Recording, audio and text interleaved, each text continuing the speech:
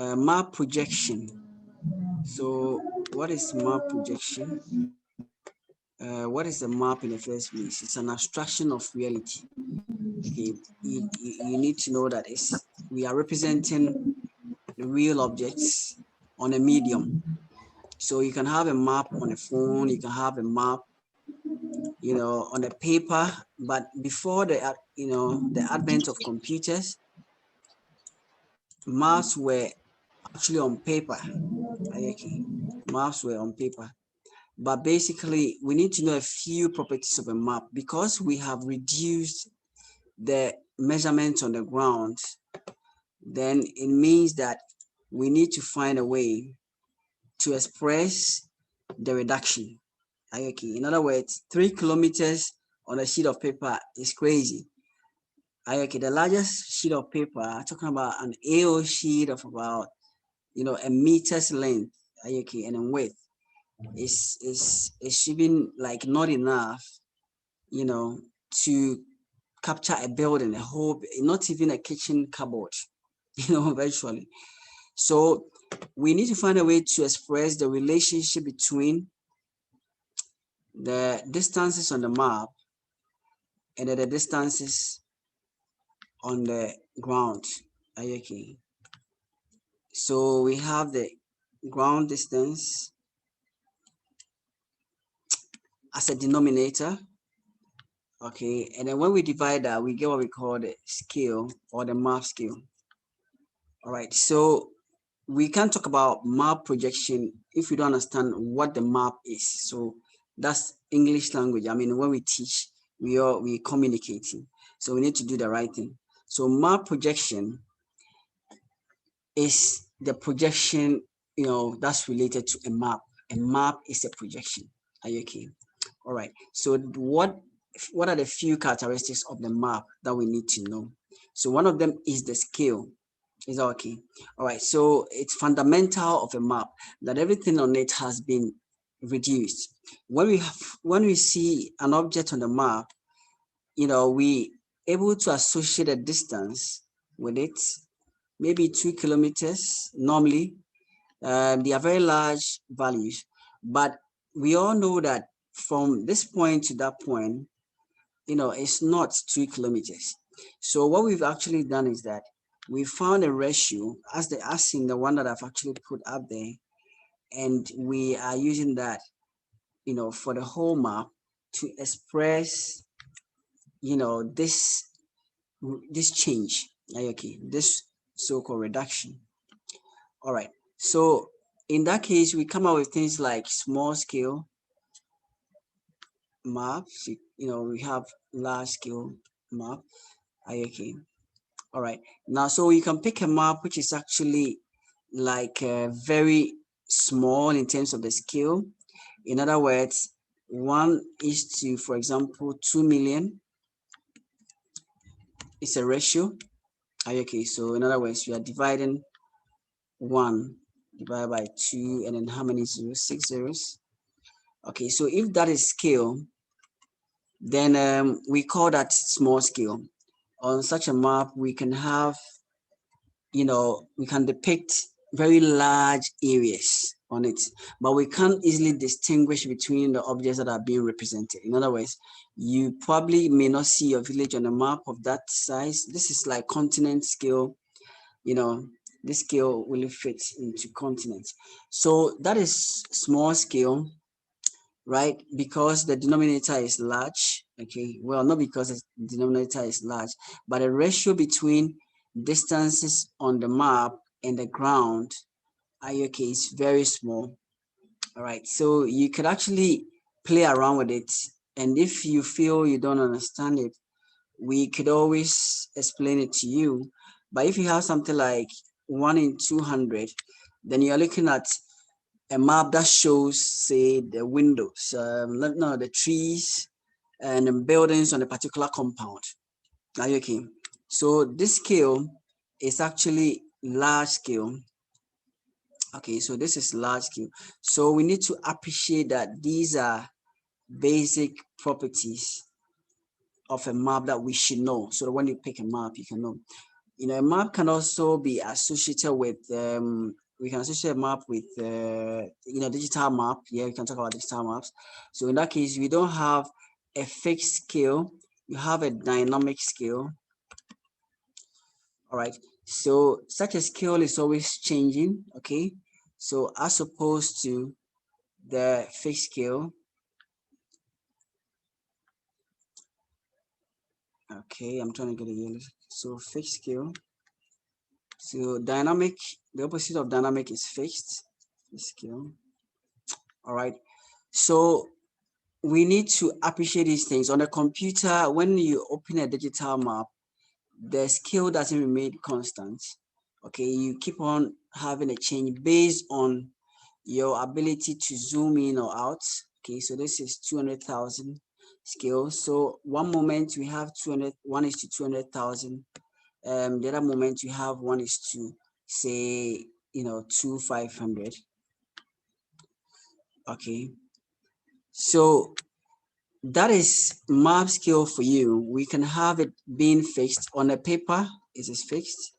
So fixed scale is related to paper maps. And then the dynamic scale, we make use of the zoom tools, so you can zoom in. So that's a symbol for zooming in, zoom in. And when we zoom in, we okay, maybe I can ask the class just to test if you are really following what I'm saying. So if you can hear me, Israel or Sobalt, you can give me an answer to prove that you understand what I'm talking about.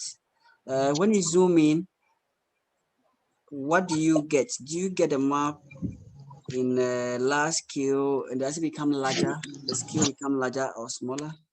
So this is the question to the class to test if you really follow what I'm talking about. All right, so what happens if you zoom in? I want the zoom in, not the zoom out. What happens when you Hello. zoom in?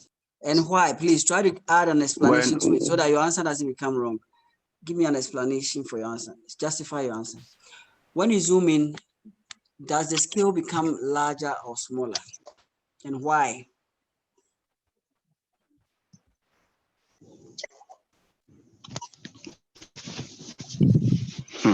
When you zoom in into a map, When you zoom in, first of all, do you appreciate zoom in and zoom out? yeah, Okay, so when you zoom in, then it's like you actually go closer. Are you okay?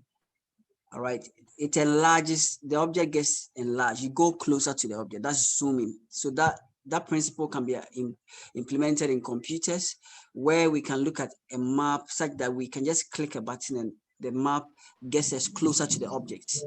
That is zooming. Zoom out is when we click and then we get further away from the object. So we visualize it.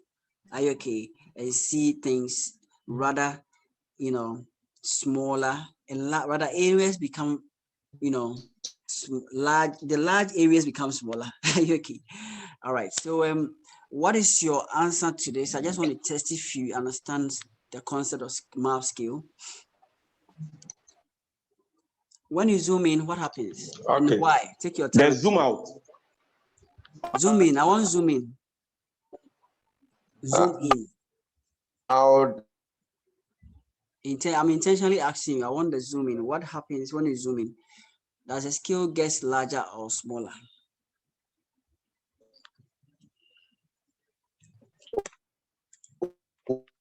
When it becomes larger. It becomes large. When you zoom in, it becomes like, and why? It becomes large. The question is why. Why? Because when you look at the scale, why? Because when you look at the scale, the denominator becomes smaller. The denominator of the scale becomes smaller.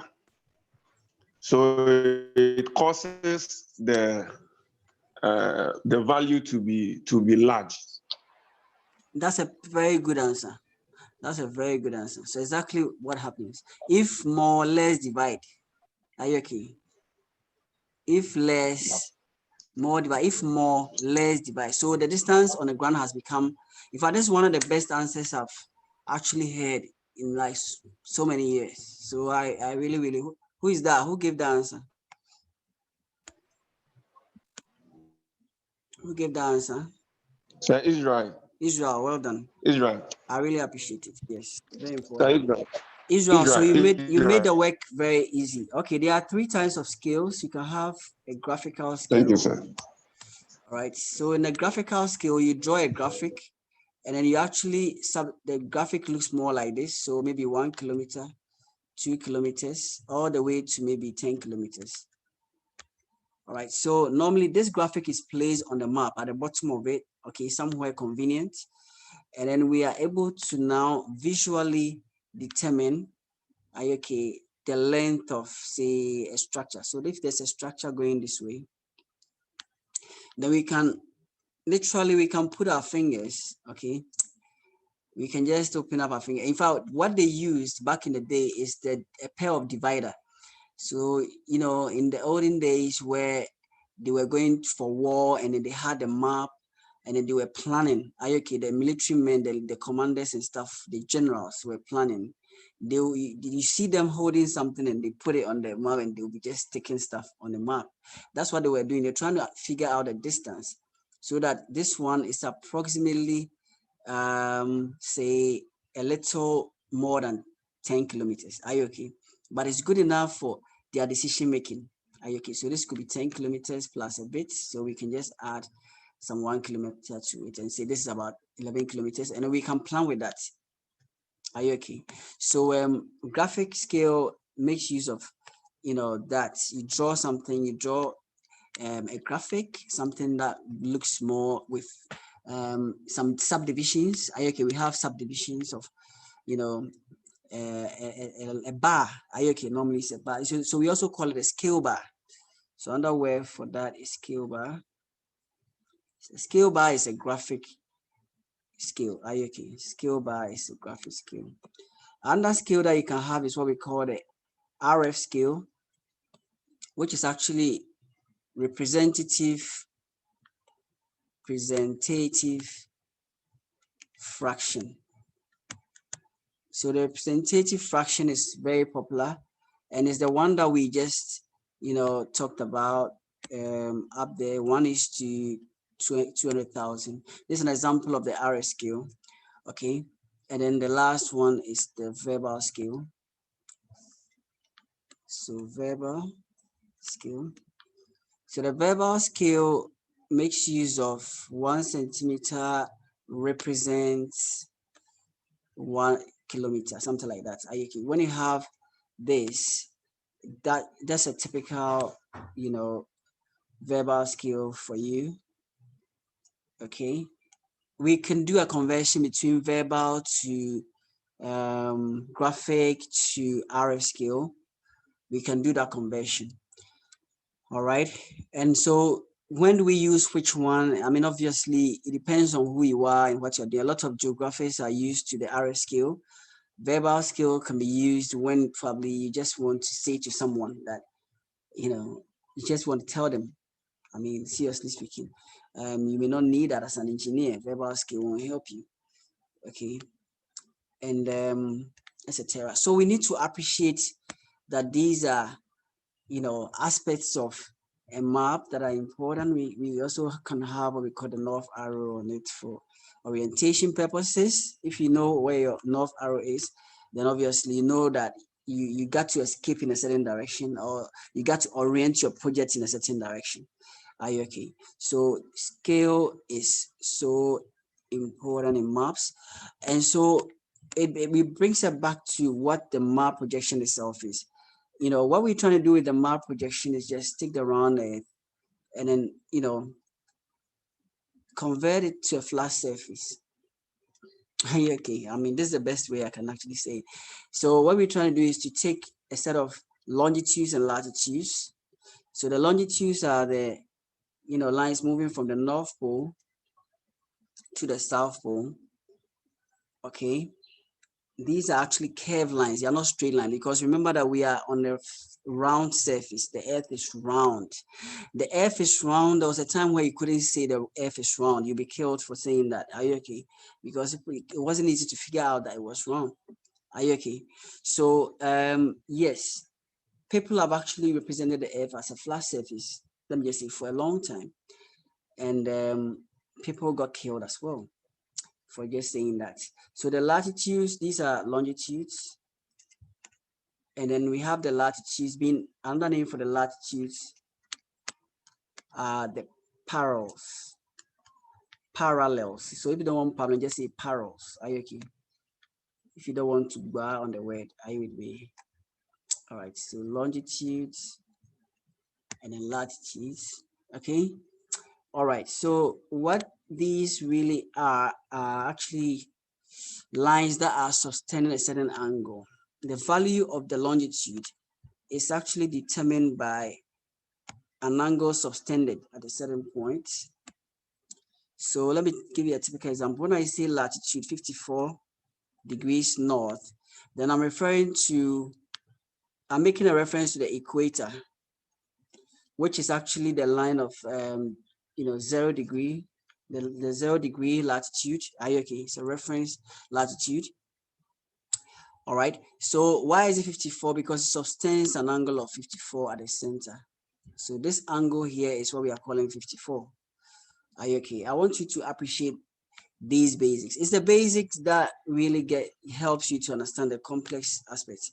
So let's appreciate that when we say longitude, a longitude say 15 degrees, what exactly do we mean? Okay, so this line is 15 degrees longitude. So normally we say 15 degrees east, are you okay, or west. So it's actually east of the Greenwich meridian, which is going through going through Greenwich, a town called Greenwich in England. Are you okay? Up here. And then Ghana is somewhere here. You know, Africa is there somewhere. So I think the drawing is not approximate, but yes, this yellow line is supposed to go through somewhere here. Like if we are really talking about the Greenwich meridian. Okay, I think this drawing hasn't gone very well. Let me just try and do it better. All right, so the longitude is going through here. Then obviously you need to draw Africa in such a way that it begins to look like that. And then now that Ghana is somewhere here, Tema is in there somewhere, and then Greenwich is a town, yeah.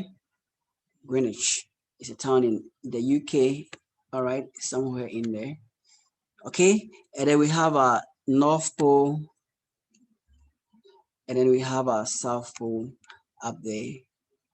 Oh, sorry, can't believe that. North Pole here, and then the South Pole down there. Impossible, yeah. Someone said impossible, yeah. You can't have that. So South Pole down here. Okay. All right. South Africa is closer to the South Pole. We need to appreciate the shape that you have. Then you can now talk about how you want to project it. Okay. So to actually determine the coordinate of any points. Okay. So remember that in our projects, our designs are models. Are you okay? By the coordinates. Are you with me? Because we are drawing lines. Everybody, every engineer, every surveyor is actually dealing with some form of coordinates. So the coordinates that we are assessing, okay, for example, from a GPS, is always going to be a set of numbers, a pair of numbers made up of what? The longitude and the latitude. So the longitude in terms of algebra is actually represented as lambda, and then the latitude is represented as phi. Are you okay? All right. So now, there we go. So now the longitude is going to be the yellow line. Okay. So the yellow line represents, let's assume the intersection that we are talking about is between the yellow line and the red line. Okay, so the red latitude and then the yellow longitude. Then obviously we need to now read the value of that longitude and the value of the red latitude. Then we are now, ready to actually move forward from there. All right, so now because it's on a round surface, normally there's not much you can do with it. Are you okay?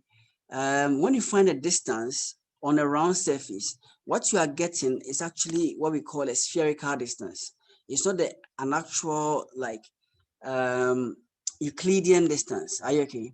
So the Euclidean distance is like a distance that you measure with a ruler. And so before you can actually obtain an Euclidean distance, they need to have done a conversion between the longitude and latitude to a more of a Cartesian coordinate system that you learned in GIS or JHS. Are you with me? All right. So now, or O level, it depends on how old you are. So you have, in concept, what you have actually done is that you have defined, a certain thing is going on here. Yeah. Here, the projection is happening. All right. So let's see the projection in pictures. What we are really having is the round surface with the longitude and latitude being converted to the X and Y coordinate system. Okay, so here you got a latitude and longitudes. Okay, and then we have the projection. So this is map projection, and why we do the map projection is so that we can actually integrate data. We can combine data. Are you okay?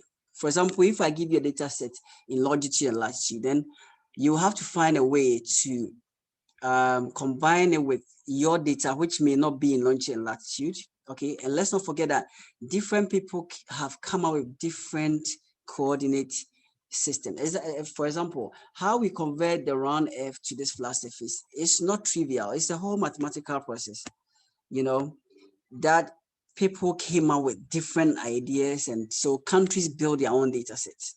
I would not between one country and the other. For example, if you have a project spanning between Togo and Ghana, which is possible, then which one of the coordinate systems are you going to use? So you see that now you are in trouble now. You have to find a way of probably bringing the two together. And that is where map projection is key. We need it. Are you okay? All right. So let me just show you this one quickly. And then we move on. So maybe all the stuff that I drew on the board don't make sense, but maybe if you look at this, you appreciate the longitude, because I'm going to talk about how we change this round object, and then we split it out, we develop it to become what? A flat object. Now, when you look at what you're looking at now, it's actually a globe. This is a digital globe. It's all right. This was actually created by Google. This is Google F Web, Google F Web, and you can see the longitude and latitude numbers. Okay, the top of the equator is, you can see the equator right there. The equator, on top of the equator, we have north. So all values on top of the equator are northern values, whilst all values below it are actually, so this is 10 degrees south of the equator. All right. So now what does that mean? It subtends an angle of 10 degrees from the equatorial plane. I mean, I hope you can understand this. It's not complicated. This line here subtends an angle of 10 degrees to the equatorial plane. Okay, of course, from the center of the earth. Okay, and then let's look for the greenish meridian.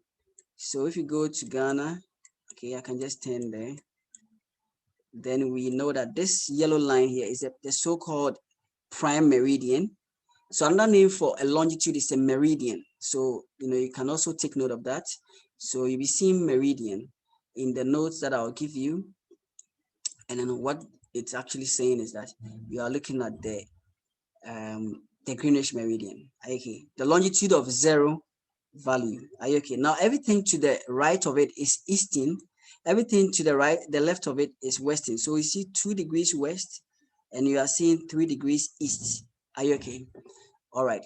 So that is how it works. So Nigeria is about 5 degrees east. Are you okay? To Ghana, of course, it's very big an area.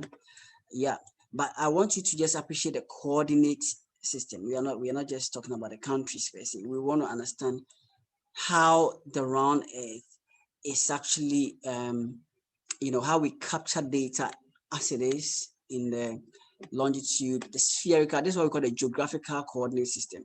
Okay, but it's good enough. Most GPS instruments are actually giving us, or we always get, longitude and latitude from the GPS coordinates. Are you okay?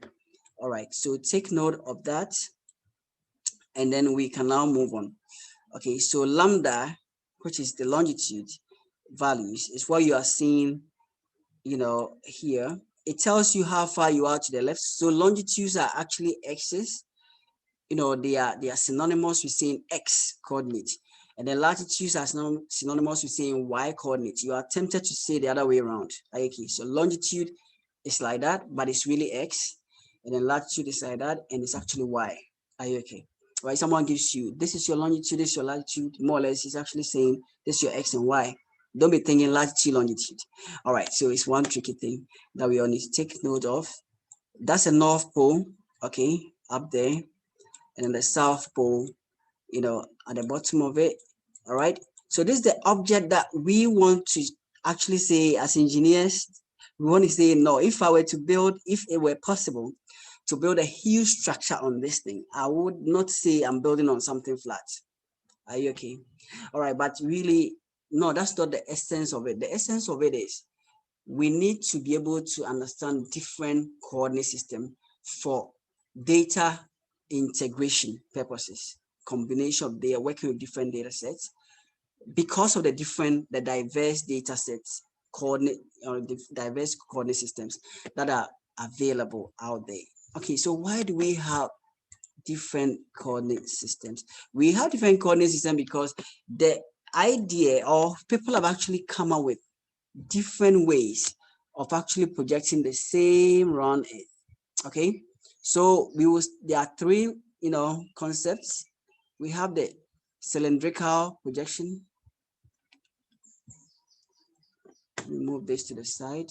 See, so cylindrical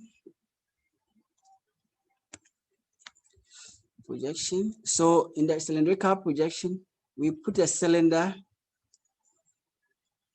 around the Earth.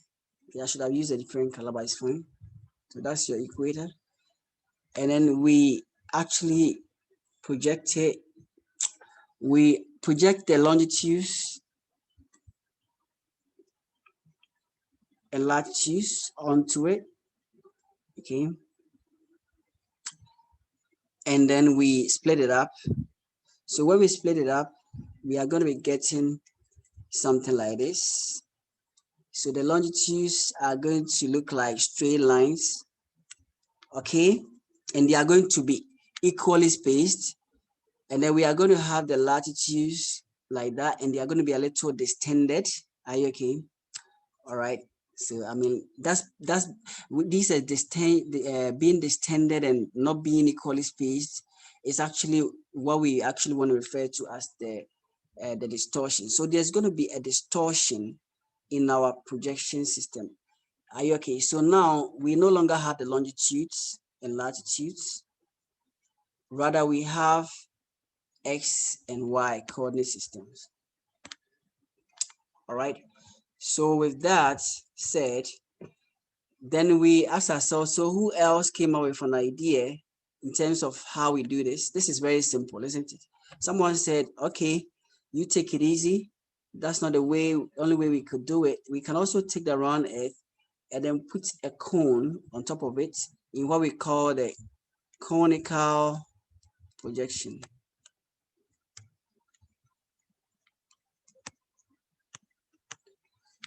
Okay, so what was his problem, or what were their problem?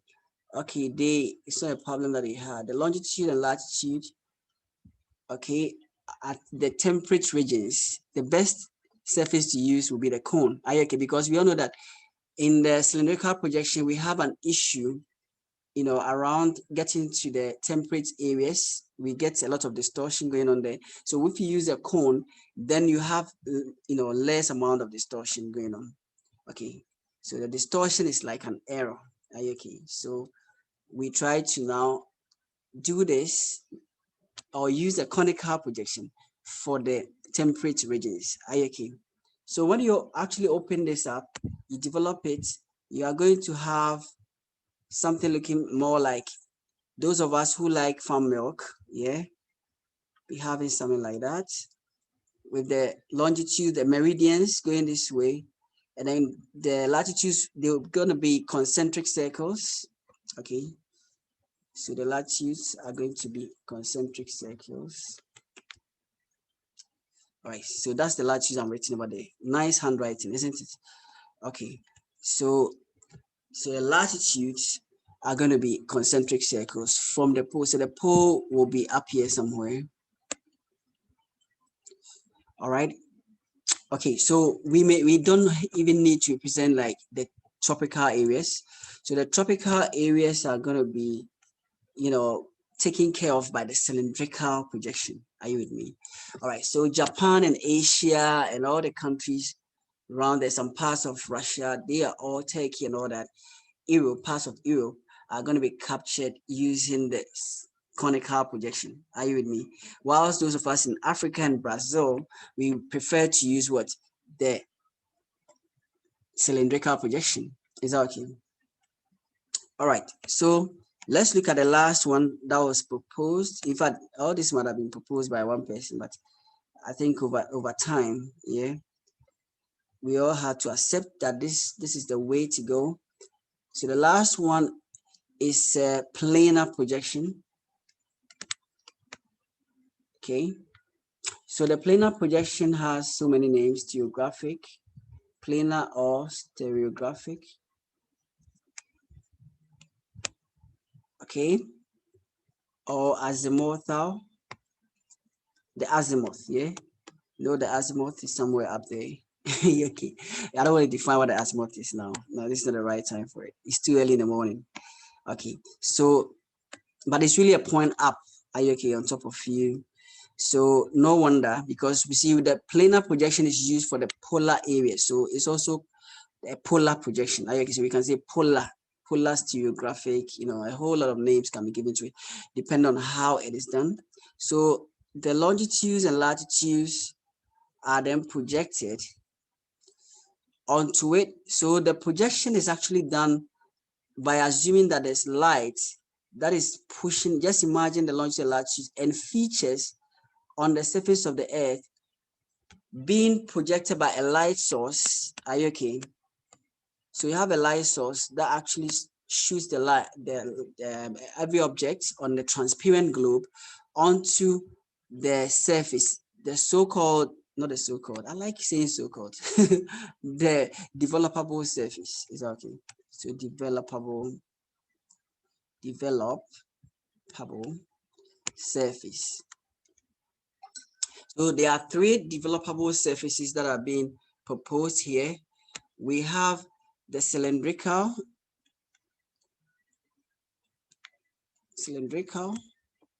the conical, and then the planar, azimuthal, or stereographic projection. Okay, so this is the concept of map projection, that we are able to now convert longitudes, latitudes to what? XY coordinates. So you can imagine that it's more mathematical, but there's nothing in math that doesn't start with an idea or a concept. Okay, so it even gets interesting when we start to say, okay, we need to make sure that every part of the earth is covered. So we call all these three, we call them the class of projection. So these are the classes of projection.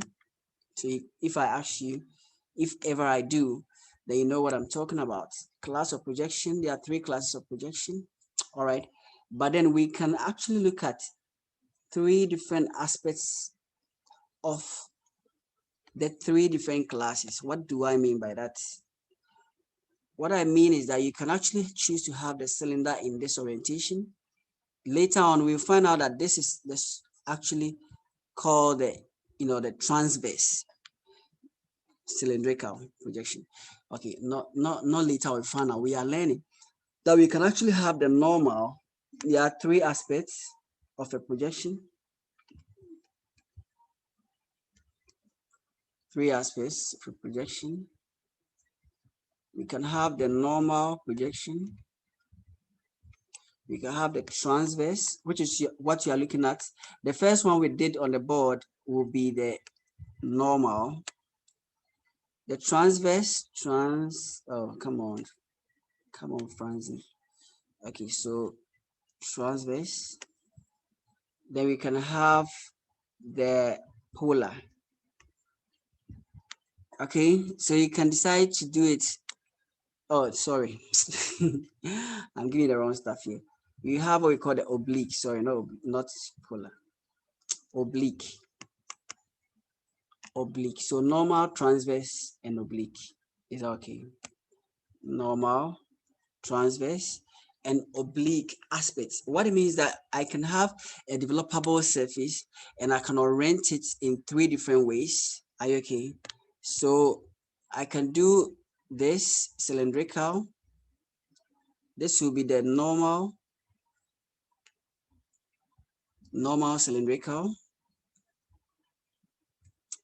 Then I can do same cylindrical. Do it this way. I call it the transverse. I've turned it, okay, so that the axis of the developable surface coincides, in this case, the normal coincides with the axis of the earth, the axis of rotation of the earth coincides with this one. So the yellow is, say, the axis, yeah, of symmetry of the cylinder, and the red one is actually the axis of rotation of the earth. Okay, if the two coincide, I have the normal aspect. Now, if I actually leave it, the earth to remain in its normal orientation, so that I have North Pole here, South Pole there, then I can actually, rotate the cylinder in this direction. Then I'll have the transverse aspect. So that's the transverse. Okay. Then the third possibility for projection for the same cylinder will be to actually orient it in such a way that it's actually between the two, between the normal and then the transverse, between the normal and the transverse aspect. Okay, so my North Pole remains North Pole, means South Pole remains. My longitudes and latitudes are doing their own thing normally. Are you okay?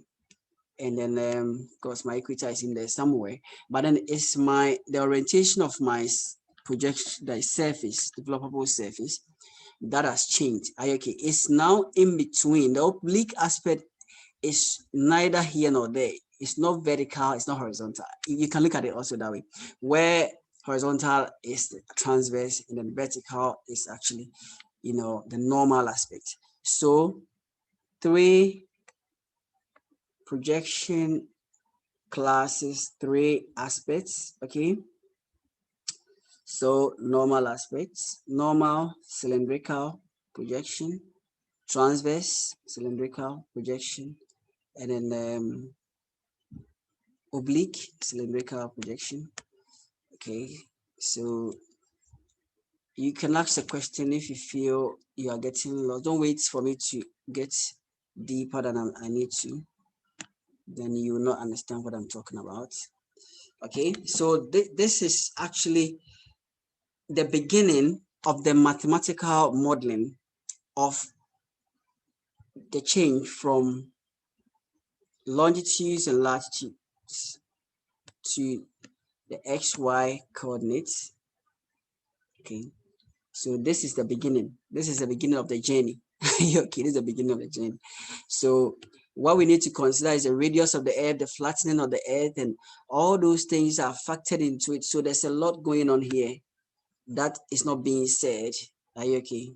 There's a lot going on here that I'm not talking about. Okay, so there's a formula. Are you right? There's a formula that relates this. So most software have this inbuilt and allows you to normally just press a button and then you get it, the conversion. But you need to appreciate what is really going on. Are you okay? But like I said, the purpose and goal of the projection is to help you to integrate data integration. So you actually get data from different sources. How do you actually bring them together? All right. So we need to always set a map projection for our data sets and then see how we can, you can't even do, an overlay if you don't have the data sets you have in the same projection. So put that in your head. All right. So we can do the same in terms of aspects. So we can have